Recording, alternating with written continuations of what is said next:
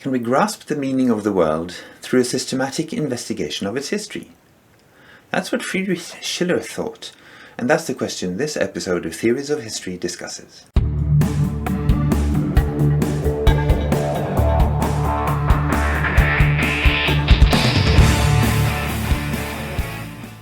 Hi there, I'm Jostein, and I make videos about theories of history in historical and philosophical literature.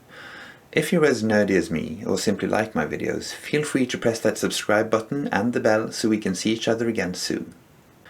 In this video I'll be discussing Friedrich Schiller's inaugural lecture of 1789, entitled The Nature and Value of Universal History. I'll put a link to the lecture and some recommended literature in the description below.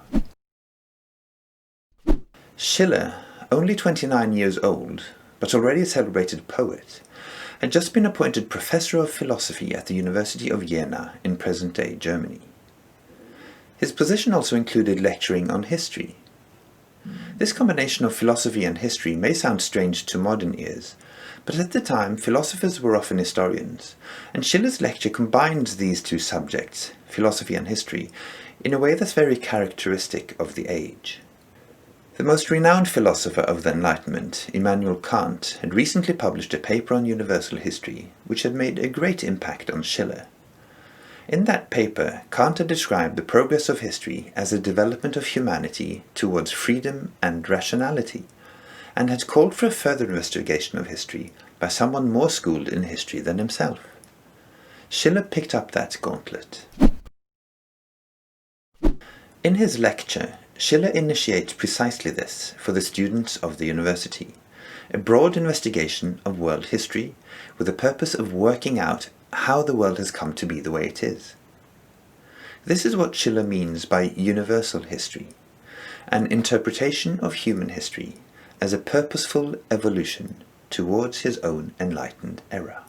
Schiller then goes on to describe how the world currently is, that is, his own era, and even in English translation, his historical theory is sheer poetry. Well, what else can you expect from a poet? Europeans are surrounded by embarrassing barbarians and savage tribes, who are either oppressed by slavery, stupidity, and superstition, or they are miserable in their lawless freedom, attacking anything novel and strange. But this is precisely the way Caesar and Tacitus found the Germans 1800 years previously. So today's primitive societies mirror the lost beginnings of the European civilization. Europe has now reached the West Indies, built populous cities, and yielded up the freedom of the beast of prey in order to preserve the nobler freedom of man.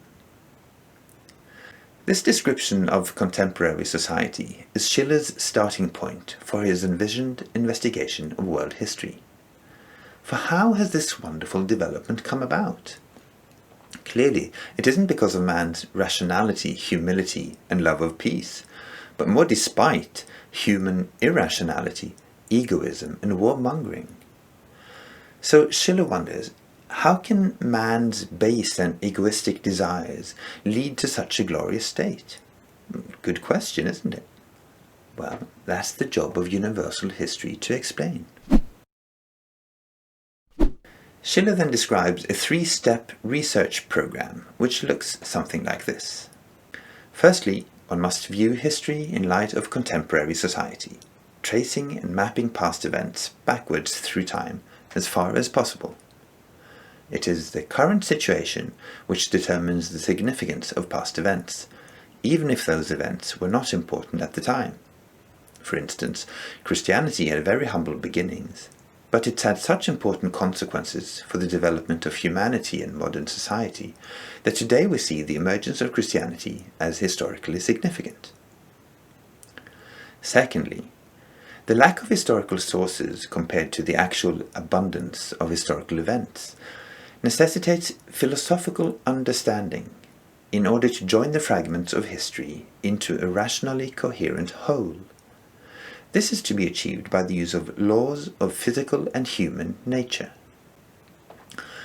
Finally, the goal of this procedure is to discover what Kant has called the plan of nature, meaning to finally grasp how the world is constituted. In this way, Schiller aims to decipher the historical code, so to speak, to further promote the progress of society. It must be said that Schiller was in many ways naively optimistic in his description of the human century, as he so boldly called his own enlightened society, especially in light of the terrors of the French Revolution, which was to erupt just a few months after his lecture. But in other respects he was ahead of his time, like the way in which his envisioned investigation anticipated the positivistic program of 19th century history.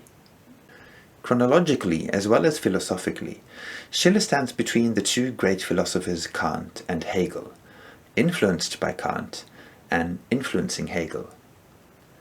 When Schiller states that history is about freedom, he is clearly echoing Kant. But when he goes on to claim that the purpose of history is to explain the present, he is making a point that was later picked up by Hegel, who, like Schiller, turned to history to explain the present state of the world. At the end of his lecture, Schiller cautions philosophical students of history that they mustn't believe so adamantly in their own theories that they end up forcing facts into harmonious totalities, whether they fit or not. Perhaps Hegel should have picked up that point from Schiller as well. That's all about Schiller's nature and value of universal history. If you want to learn more about theories of history, why don't you check out some of my other videos. Thanks for watching. See you!